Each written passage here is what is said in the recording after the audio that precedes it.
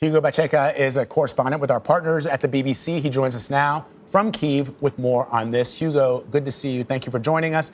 Let's talk about these satellite images and what they reveal.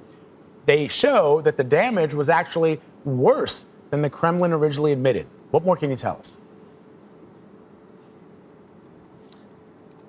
Yeah, well, the official accounts remain pretty much the same. The Russians deny that an attack triggered these explosions. They say that the explosions happened after detonations at an ammunition store. And the Ukrainians haven't, at least in public, acknowledged that they had any kind of involvement in these explosions. But these satellite images are the first independent confirmation of the extent of the damage caused by these explosions at this Russian airbase. And they seem to contradict Russia's account of what happened there on Tuesday. Russia had said that no airplanes had been damaged, and these images tell us a different story. Now, here speculation is growing about whether the Ukrainians had any kind of involvement in these explosions. Yesterday, there were reports with unnamed Ukrainian officials suggesting that the Ukrainians were indeed behind those explosions, even though it's not clear how the Ukrainians would have carried out these attacks, these alleged attacks, because publicly at least we know that the Ukrainians don't have the weapons, don't have the capacity to strike Russian positions so far away from the front lines, deep inside Russian-controlled territory. So many questions remain about what exactly happened in Crimea on Tuesday.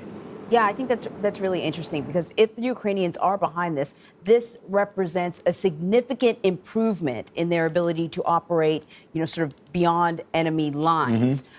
That being said, how significant of a blow is this to the Russian military? Yeah, I mean, that's a very good question, because Crimea is very significant for Russia. Russia invaded, annexed Crimea in 2014.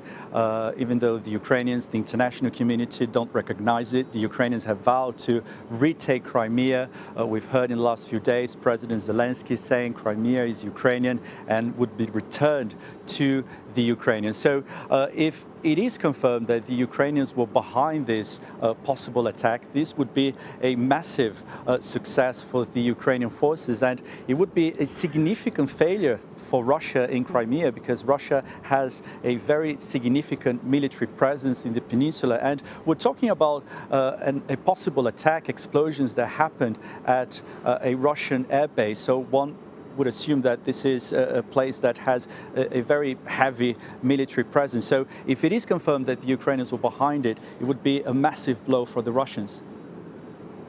There are growing concerns following a shelling near the largest nuclear power plant in Europe earlier this week. Russian forces, as you know, have occupied that plant since March. Russia and Ukraine are blaming one another for the attack. What do we know about the recent escalation? And have you figured out on the ground who's to blame for this shelling? Yeah, the situation remains very tense in this region, and minutes ago we just had a statement from the Ukrainian nuclear power operators saying that more shelling has been reported in the area of this nuclear power plant overnight. The governor in this region said that 3 people were killed after shelling by Russia that hit a district near this complex. Now, for days we've been hearing Ukrainian officials accusing Russian forces of turning this nuclear facility into a military base, essentially saying that they're launching attacks from this complex, knowing that Ukrainian forces are not going to retaliate because of the threat of a nuclear disaster if the facility is damaged. Essentially, they are accusing Russian forces of using it as a nuclear shield. And later today, the head of the UN's nuclear watchdog will be briefing the Security Council, giving details about the security situation at this complex. Obviously, this level of military activity has raised concerns around the world. Again, he's expected to call for Russia to allow international inspectors to visit the site. Hugo Bachega, thank you very much. Stay safe. Thank you for your